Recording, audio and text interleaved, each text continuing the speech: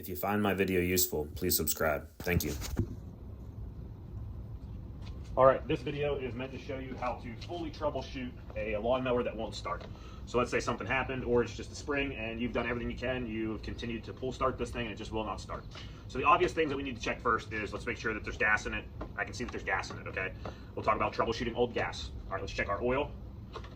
So there's two lines, and it's extremely important that the oil is in between both those lines. It can't be over full and it can't be under full. That will affect the way the motor runs. If it's way too full, it'll flood the motor with oil and that'll cause issues.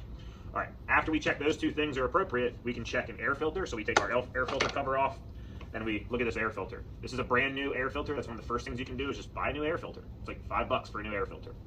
All right, so we have a new air filter, we have gas, we have oil at the right height.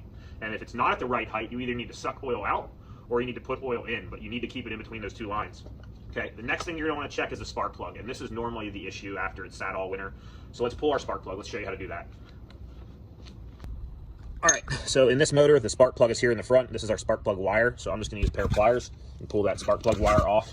If you can get your hands in there, that's great. I cannot. All right, so there we can see our spark plug. So we just need a spark plug socket. This is a 5/8 socket, most of them are. Go ahead and put that on there with a little extender. Once that's on there, break that loose. And then let's just take our spark plug out. The reason that we need to check gas on a spark plug is there's three things that make a motor run, right? There is gas, there's airflow, there's compression, and spark. And airflow should not be an issue.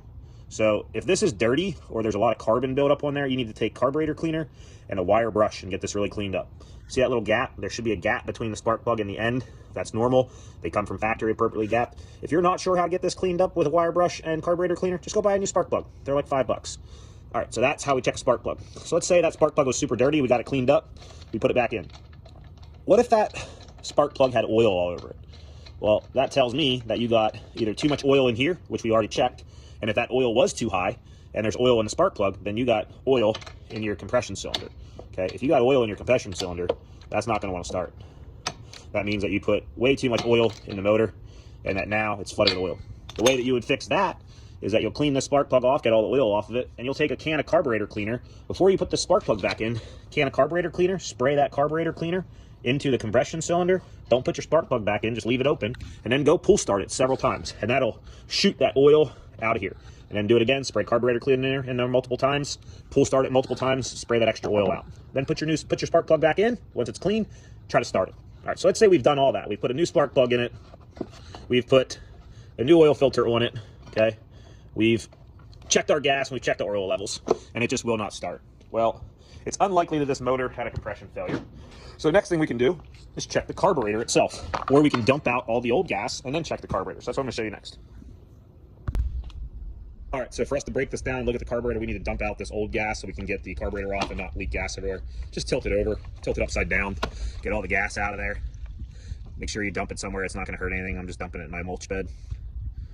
All right, so now our gas tank's empty and we won't leak gas everywhere when I take the carburetor off. So the first step to get the carburetor off is take your air filter off, which we already did. We're gonna take this top piece of plastic off, and then we're gonna take some screws and bolts out of this air filter area to get to the carburetor. All right, please wait. So let's say that you did have bad gas, and maybe that's why this isn't starting for you. So what we're gonna do is we're gonna take the carburetor off after we've dumped out all the bad gas. Maybe you got oil in your carburetor because you flooded the motor with oil like we talked about, and there was oil in your compression cylinder. Or maybe you just got the wrong kind of gas and it won't start. Or you put bad gas, like gas that has oil in it in there, and it won't start. Either way, this will fix all those issues. So we take this plastic piece off. This will come off if we have the oil dipstick out of the way. So let's go ahead and take this off all the way. And this does clip in there, so you might have to pull up on it a little bit. So over in the front, this device is your carburetor, okay? This is part of your choke mechanism right here. So if you look, say this needs to be choked, they have an automatic choke, so this lever would get pulled over, and what you're gonna see is inside here, that opens up. What that does is it allows more airflow into the motor. That's what a choke is. So this choke will open up and allow more airflow into the motor. And this device is the carburetor. It feeds the gas into the motor itself. So a quick troubleshoot of the carburetor is pretty easy, believe it or not. We're gonna take these 4 bolts off, take this cover off, and then we'll show you the carburetor itself. So this will be pretty quick. We'll just take these 2 bolts out. These are 7mm. Almost all these motors are Briggs & Stratton. These are all designed very much the same nowadays, so it makes it very easy to troubleshoot these motors. And almost all lawnmower carburetors are built the same too. So we'll be able to take this off. Again, this is just that air filter housing. All right, and then we'll take out this bolt, and these are 8mm bolts. So just get an 8mm socket, same concept.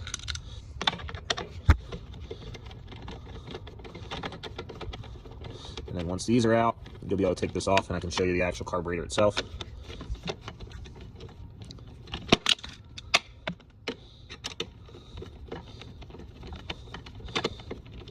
Sorry, this is taking a little bit.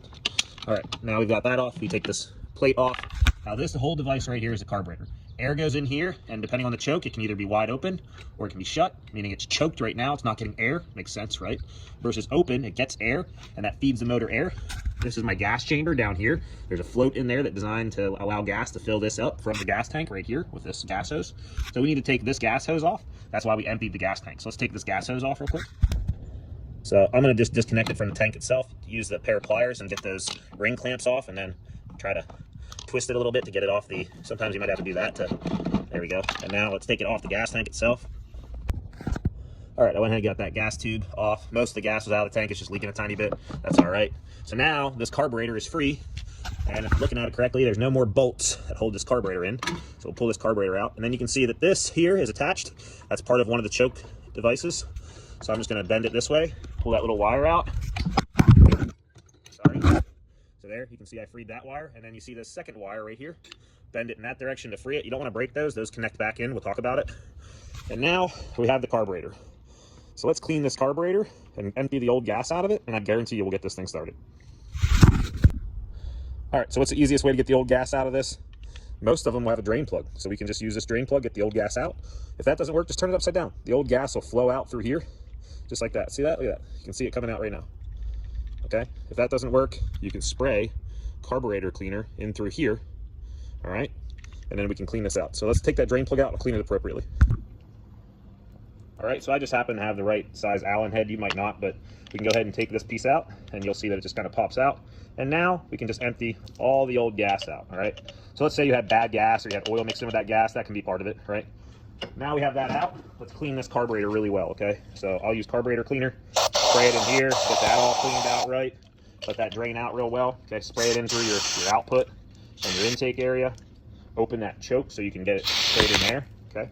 And then spray a little bit in through your intake gas end. All right. And now I know this carburetor has all the old gas out of it.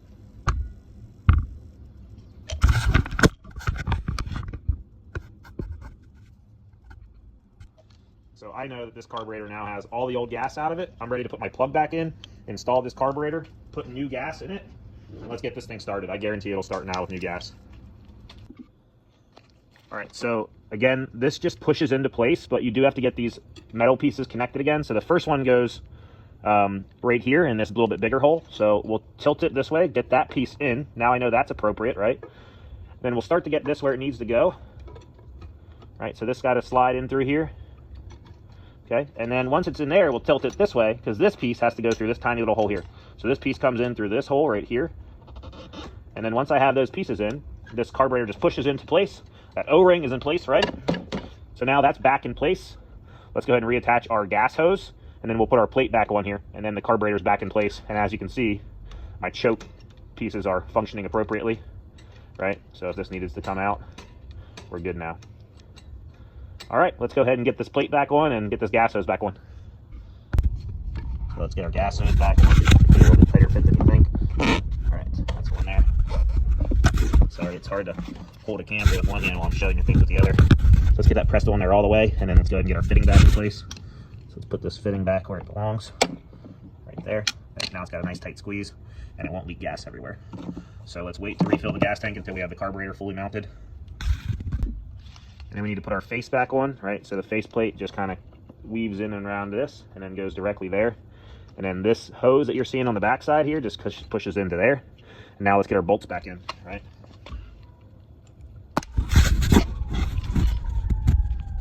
All right, now we have our carburetor and the air filter plate back in. Let's go ahead and get our top piece back on in the right spot, right?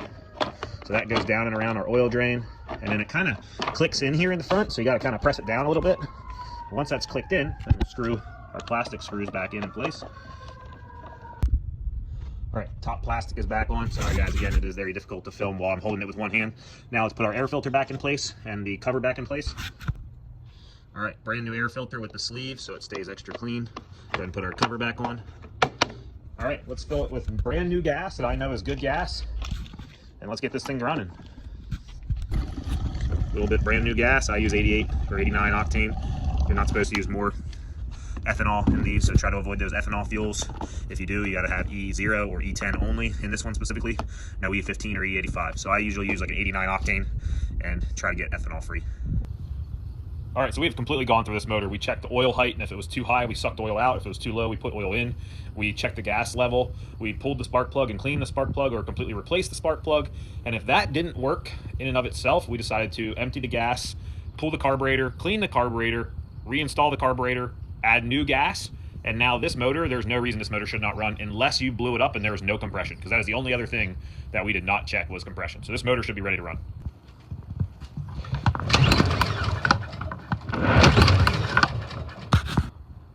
All right, so she still wouldn't start after about 5 pulls. It might just be because the gas isn't flowing in yet. So what we can do is take this air filter off, take a carburetor cleaner or a engine starter fluid spray. Let's just fill her up a little bit.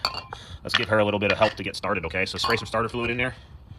And now, let's try it now. Now let's check it out. If you find my video useful, please subscribe. Thank you.